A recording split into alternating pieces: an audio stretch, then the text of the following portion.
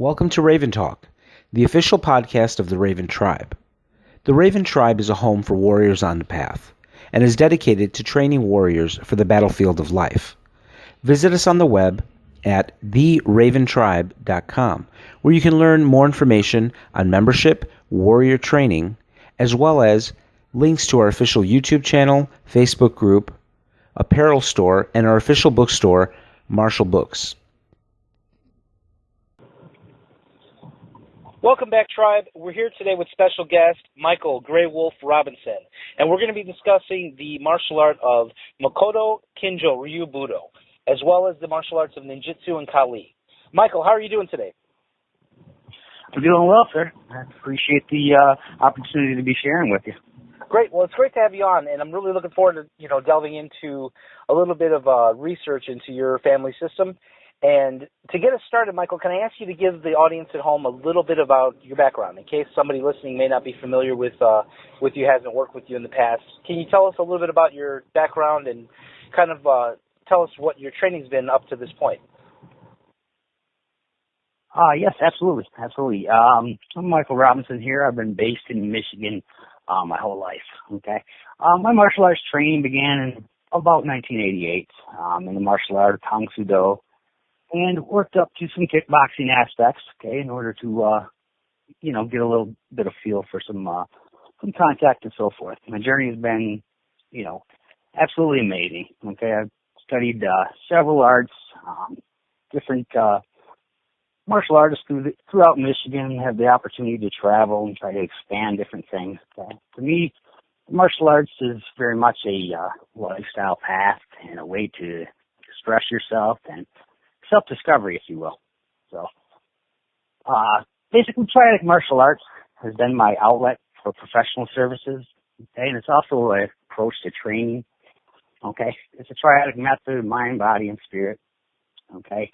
The Makoto, the family system, kind of arose from training in 5 base arts of Tang Soo Do, Kempo, JKD, Kali, Ninjutsu, okay. It's basically an outlet for me to teach all things martial arts and a triadic connotation. So mind, body, and spirit, again, just a holistic approach to learning, exploring, discovering different aspects about yourself through this journey. Life's good. Now, Mike, let me ask you, the combination sounds really interesting. I mean, each of the arts that you named as your background arts are, very well respected in their own right. They are all very, effective martial arts. And I'm curious, how did you go about looking at your training as a combined method? I mean, sometimes people will make the argument that, some martial arts are better practiced by themselves, and that, mixing them or complementing them with other arts is not always the best approach. And other people like to, take a much more combined method to the way they train. So I'm curious, how did you divide, or did you divide, or, what elements did you use or not use from these different arts, and how do you piece them together? Absolutely. Excellent question, and definitely good points there. Basically, the way it was explored and the way I have explored it has basically been my past. Okay. I started out with my roots in, for instance, Tang Soo Do. Things were very linear to a certain extent. Okay. But it also became my earth foundation. Okay.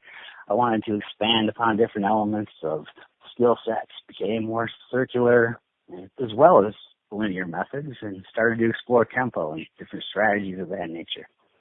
So for me, that became more of a water connotation. Okay, I started to progress further and wanted to get more fiery, if you will, and started to apply JKD concepts to more combative aspects, okay, and Kali as well. All right, so that became more of a fire approach. So you can see that elemental approach that is used in actually, Ninjutsu or Taijutsu, if you will. So that became more of my wind, okay, aspect or application, okay. So that was kind of the path I went through, okay. Not everybody sees it the same as far as what characteristics or attributes they discover when practicing these various arts. Because each one in itself could have aspects of the different elements as well. So that's just kind of my approach to things. okay? Not everybody, again, is going to see it the same as even my students, okay? They might explore something, they might see, the foundation as being a different point of initiation, okay? So it's just, maybe relative to a certain extent for others. Okay? But for me, it's just been my path and my, the way I express myself and, try to share to the best of my ability. No, Mike, I'm curious, as far as the applications that you teach with the hard skills, are students that are learning the combined method, are they learning one aspect weighted more than the other? I mean, is it like a Tang Soo Do class with some tempo ideas, or is it really like an even, equal approach to, all of the skill sets? Well, quite often it might be, to be perfectly honest, it might be what I'm exploring personally at the time. What I'm engaged in, what I'm, actively working through that I share with the students, okay? But at the same time, I often, try to gauge what a student is trying to get out of their training or their path. And I do the best I can to be able to share that, okay? So, one thing I want to say is like my Tang Soo Do and my tempo and basically a lot of the different arts has came together to like three aspects, okay, if you will. I don't teach too much of the classical traditional Tang Soo or other aspects of tempo.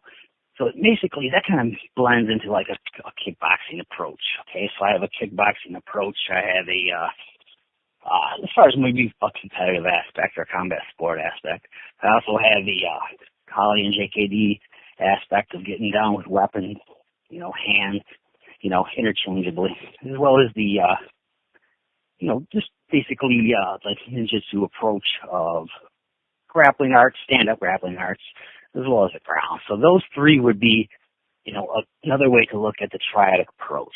Okay, so even as a whole, there's 5 base arts, if you will. It kind of comes down to 3, which is that triadic view. Okay, the triadic method in itself, it can be looked at in a lot of different ways. Now, Michael, let me ask you, as far as the principles, all of these arts have their underlying principles, and I would imagine that when you're sharing them with your students, the techniques are going to be important to kind of showcase those principles in motion. I'm just curious with your students that you work with, are there certain principles that you focus on more than others, or do you try to cover all of them, as far as the unique principles and concepts of each art with your students? Yes. As far as principle-based training, that's a big emphasis when it comes to things when we get down. Basically, what I'm trying to work on, or what I try to express or share, is a seamless integration. Okay, so when we look at these arts, they're very distinct and they can be very compartmental. Okay, but I try to use, for instance, the everything is everything approach of Kali, like picking up a blade, okay, picking up a stick weapon, for instance, or an empty hand. Everything works, and principles are like motion groupings, and everything flows together. Okay, I try to apply that principle universally through whatever particular art I'm studying. Okay, so I want everybody to realize that it doesn't have to be compartmentalized. Okay, I said that once before, but basically just a seamless integration is kind of the goal. Whether that happens or not, it's hard to say. Now, you mentioned the use of Kali in the Jeet Kune Do for weapons training. I'm curious because some of the arts that you mentioned as your base arts have very extensive weapon systems and ways of training those weapons. What are the common weapons that you train your students on now? Do you focus on the practical, basic stick and knife, or do you look at some of the traditional weapons taught in in Bujitsu and Ninjutsu? Right now, my main emphasis is definitely on stick and knife, okay, as well as empty hand aspects and just the motion groupings from Kali. Just the way I've been taught and the way my path kind of evolved, I like to use those principles, and they can actually apply to many of the other weapons, whether it's kabuto, sai, kama, okay, the staff as well. okay? And, those basic angles of attack or ability to express yourself through movement, okay? Kind of once you get a little grasp for that, you can pick up pretty much any tool and can get down and be able to be fairly effective. And that's kind of, the core of what I teach right now. Now, Mike, let me ask you, the principles as far as the physical principles, you gave us a little bit of insight into how you work with that. What about some of the things that are, from the non-physical? And you mentioned that you work with a mind-body-spirit approach. What are some of the important lessons that you draw from these base arts that address the mind and the spirit, not just the body? Okay, as far as the non-physical principles, basically work a lot with energy. Okay, so these are how we perceive energy, how we transmit energy, things of that nature. But basically, there's various aspects that we pull from when it comes to our mind training. Okay, we do a little bit of qigong aspects or ki. Okay, a lot of breathing and just learning to harness ourselves and develop certain characters. Okay, whether that's just developing a solid aspect, a solid grasp of ourselves, okay, through just emphasis of breath, okay, calmness, okay, developing a sense of confidence, okay. These things come through, fundamental training of breathing or meditation exercises, but they also come through, firm mastery of the basics, okay, when it comes to a physical aspect. So to a certain extent, they can be one and the same. Do you have a system of training the character of the students? I mean, I know that warriorship is something that, is important to a lot of training methods. Do you have a very, concrete way of doing that with students, with transmitting lessons about character development, warriorship? I would like to say that I do, okay, but often that's not the case, okay. I definitely have certain character development that I'd like to see out of students, okay? And a lot of times that takes a different experience for each individual in order for that to come through, or for them themselves to discover certain aspects of warriorship, okay? Sometimes, I have students who are involved in security and various personnel, of that nature that want to learn how to better control themselves in a confident manner, okay, and be able to learn more restraint methods and this and that. That's a different aspect of warriorship. Okay, we have some people that want to look very much into the what they can do, test their potential, things of that nature. So I often work towards a combat sport approach. Okay, so that's not going to be the same for different individuals, different groups of characters. And everybody is, has a different path. Now, how am I going to develop warriorship and all of those? That's kind of a tricky, subject. Okay, but I think that warriorship kind of transcends those various groups. Okay, it's about developing character, like you mentioned. What kind of specific methods do I have? I kind of have a blanket, approach, okay? But at the same time, I consider each individual's, motives, okay? What they might need to bring out certain things, okay? And I try to do my best to convey, the fundamentals of just, taking care of yourself, your family, your loved ones, and trying to remove as much delusion as possible. Try to actually embody warriorship and its many facets. One of the things that you're very well known for is your training in ninjutsu, and that's a topic that I find very interesting. I'm not a ninjutsu practitioner, but I've always found that community to be very interesting, and I understand that it's a sometimes difficult community to be part of. I wanted to get your opinion on some of that. One of the things I see a lot, unfortunately, is people out there kind of think that they're the ninja police, and that kind of creates a lot of tension between practitioners of different schools. And I was speaking to a pretty well-respected ninjutsu instructor a few days ago, and one of the insights that he gave me was that he felt that a lot of the problems that people have in communication with each other, going back and forth between schools, is that everybody kind of defines ninjutsu a different way. And so I wanted to ask you, from your personal exploration of the art of ninjutsu, your personal expression of the art, how do you define ninjutsu? What is ninjutsu? What is ninjutsu? There's a big one there. As far as a martial art, okay, the martial art that I practice when it comes, it's that connotation ninjutsu. I practice martial art that came to be known as ninjutsu, okay? So it's a taijutsu approach, okay? But to me, ninjutsu, just like the martial arts, is a lifestyle. It's everything. It's a pathway. I've been very fortunate to study with various branches of the ninjutsu community, okay? I've never been one to be closed to one style or another, or one approach or another, okay? So I've been very fortunate in that regard, okay? But ninjutsu to me, again, just like the arts, is a pathway, it's a lifestyle, and its approach, is very, very pragmatic in all aspects. And can you tell us a little bit about some of, the influences that went into developing your system of ninjutsu? And if I may ask you what the proper name is of your system of ninjutsu? Yes, my system of ninjutsu is actually Okami Sumika Ninjutsu, which is the Wolf's Den, okay, Wolf's Den Ninjutsu.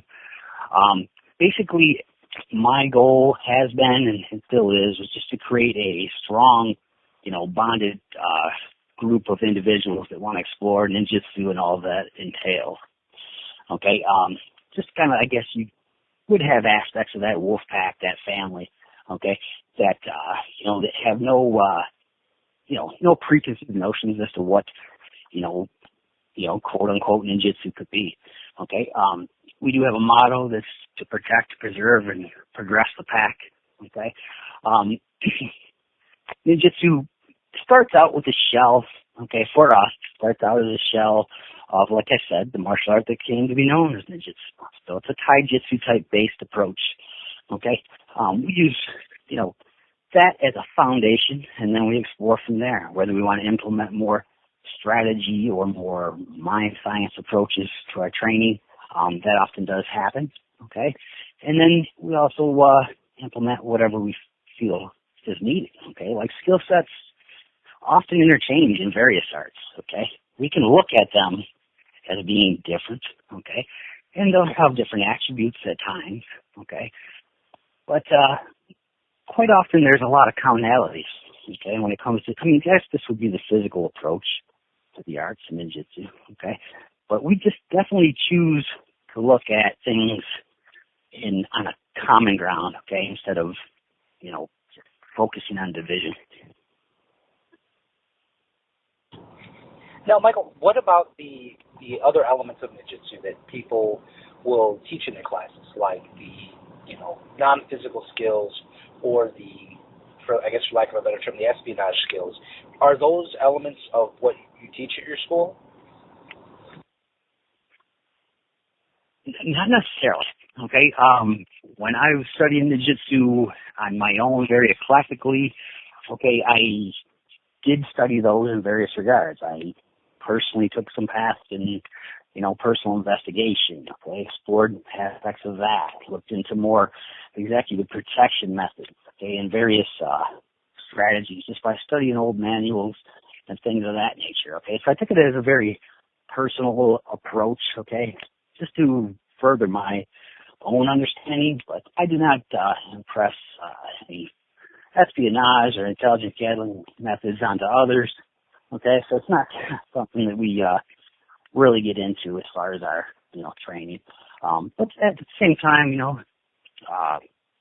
personal investigation or things of that nature is kind of like, or, maybe historical or the way they might see ninja of the past. It's like these spy networks and so forth, okay? That kind of does reveal the term network, okay, or networking, okay? So you can gain information by emphasizing the importance of networking, okay? It kind of increases your personal power and just your understanding in general. So, we definitely express networking. Okay, definitely wouldn't be necessarily espionage. Now, Michael, I know that you've taken a much more eclectic approach and explored a lot of other avenues in that big world of ninjutsu. And my question for you is, I want to know if you can share with us anything that was particularly interesting or of note that you may have picked up from some of the sources that are not, out in the forefront of the ninjutsu community. There's certain groups that are very accessible, and you can find them, every borders, have books written by somebody from their organization, or you can find things on YouTube or find all kinds of, DVDs, and it's very accessible. Other people in the community are not so accessible, and I know you've trained with some of those people, and I'm not, you can name them if you like, but I was just curious as far as the content of what you learned. If there's anything that you picked up that you found of real use that maybe you wouldn't have found in some of these other groups. That's a very good question. As far as what I've discovered through having access and being able to train with many individuals and just many tributaries of all that is ninjutsu. Okay, the most profound lesson I've learned is that you're kind of going to find, or you're going to kind of explore and discover, if you will, what you want to seek out of the arts, okay, or out of ninjutsu, okay. If you're looking for a certain thing, quite often you'll reveal it, okay, but you might often get to a point to where, kind of the true answer reveals itself. Okay, it's very tricky as to, very esoteric, kind of vague language. Okay, but my experience with many others has kind of revealed to me that, I already am on the path or the, or what I was seeking.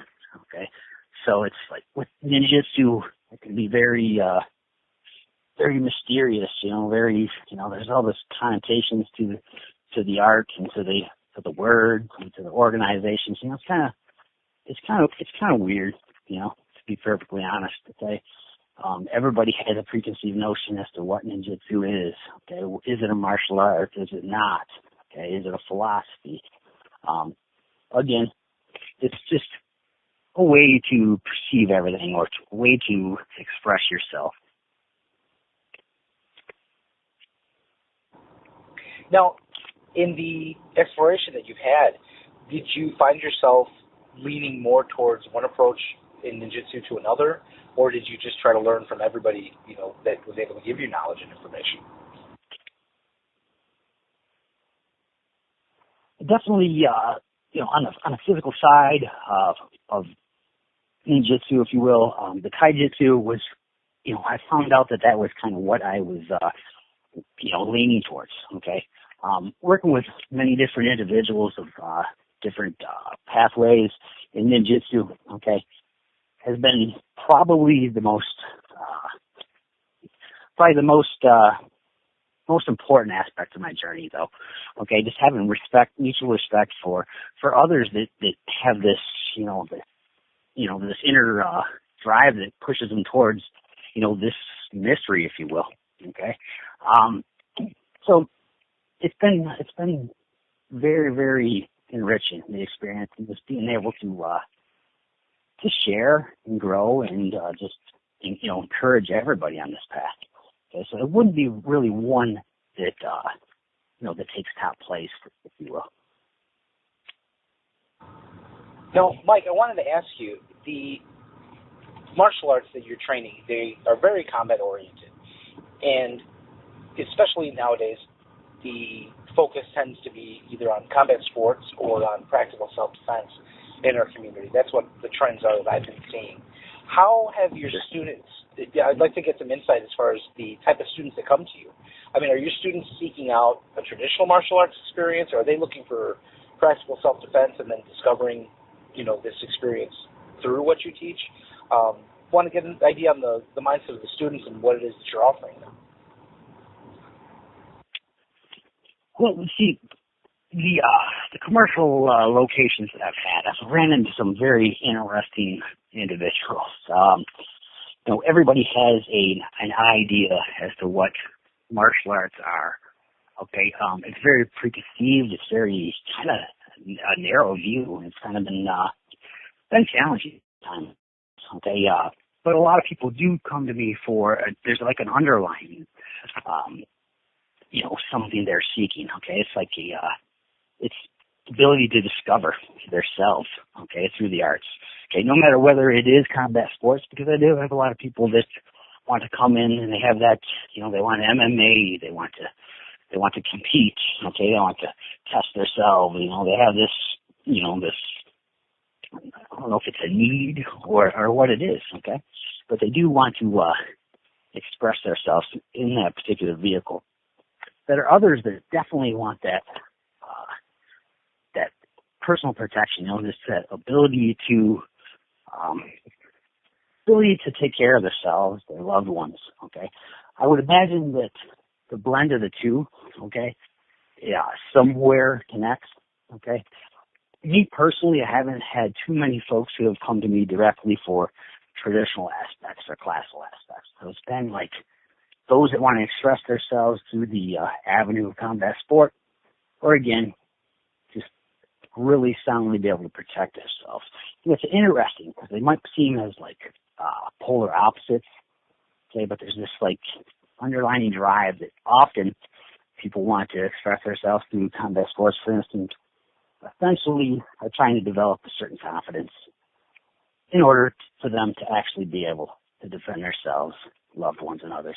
So, at face value, they might seem like different aspects, okay, but there's a core there, and I'm happy to help people in any way I can. Okay, I don't have an answer to everything. Obviously, none of us do as instructors, teachers. Okay, but be able to, instill the confidence to allow students to pursue whatever path they seek is kind of my goal. Now, Michael, I know that you've taken your martial arts training and done some pretty serious pressure testing, and you've been involved in some events that are, full contact events. And I know that one of our tribe members, Billy Warlock, was involved with the same organization, and you guys did some full contact stick fighting. Is that correct? Yes, sir. Yeah. Stick fighting world, absolutely. Yeah. So I wanted to see if you could tell us a little bit about that, because that's a pretty intense platform for testing, what you're doing, and that experience.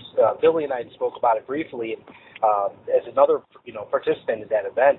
What can you tell us about it? And also tell me what your motivation was for, getting in there and doing that. Yeah, absolutely. I'm still, Triadic still acts as a training center for Stick Fighting World. Okay, it's very, very profound experience. Very fair, very professional organization. Okay, honored to be a part and to have competed inside that tank. Okay, that plexiglass battleground. Okay, for me personally, okay, you have to be able to, like you mentioned, pressure test yourself, but you have to really be able to see what see what you got. Okay, it goes beyond the battlefield of two men, face to face. It's kind of like digging really, really deep, and just it comes time to test your skills. Okay, and see what's going to come out. Okay, and just having that. I don't even want to say confidence. Okay, it's a little something deeper than that. It's like just having that resolve to, no matter what the outcome is, let's see what's going to be done and let's grow from it. Okay, so the Stick Fighting World is an amazing mixed weapons martial arts league. I'm really hoping things expand in the future. I'm sure Billy is too. It's crazy because we can get down with one stick, two stick, a long staff. Okay, it's truly a mixed weapons event and allows warriors to get down on the battleground. Now, Mike, for the audience at home that may not be familiar with this event, tell us a little bit about, what the rule structure is and what the kind of equipment that you're using. Because I think people might think of this as like a padded stick tournament or something like that, but this is a lot more hardcore than that. Yeah, absolutely. With Stick Fighting World, basically you have to have your hand protection, your drawing protection, and your head protection. Everything else is optional. Okay, you're inside of a tank, if you will. Okay, it's a cage type environment, but it's plexiglass, so weapons don't fly out and hit the crowd and things of that nature. Rules have started to expand a little bit as far as stand up to grappling, okay, to dropping the stick and various specifics. Okay, you can go to stickfightingworld.com to explore a little bit more. But it's a full contact weapons event. It's kind of the first of its kind. I guess you would have other organizations that can relate with it, but now we're a professional league in New Jersey, so it's kind of taking things to a new level, and I hope things continue to go in that direction. Now, Mike, before we wrap up today, I was hoping you could tell the audience at home how to get a hold of you if they're interested in coming to train with you, if they're in the Michigan area. How can they best reach out to you? And also, I know that you have some courses that are developed for students outside your area. Can you tell us a little bit about the courses and how they can reach out to you to get involved? Yes, absolutely. You can go to www.triadicmartialarts.com. That's TRIADIC, martialarts.com. There's some of the courses that are listed on there, ways to contact me. You can also contact me on facebook.com/triadicarts. The courses are very much grassroots oriented. Okay, it's a foundation of taijutsu or ninjutsu, if you will. Okay, I do offer a DVD course. It was developed, like 7 years ago, but I just think the content is still pretty solid. Okay, I've kind of tightened up my quote-unquote distance program. Okay, to just give people a taste. Just there's a little bit of a little bit of goals that you can achieve through that course. But definitely triadicmartialarts.com, the easiest ways to get at me. And I'm welcome to speak with anybody that wants to reach out. Excellent.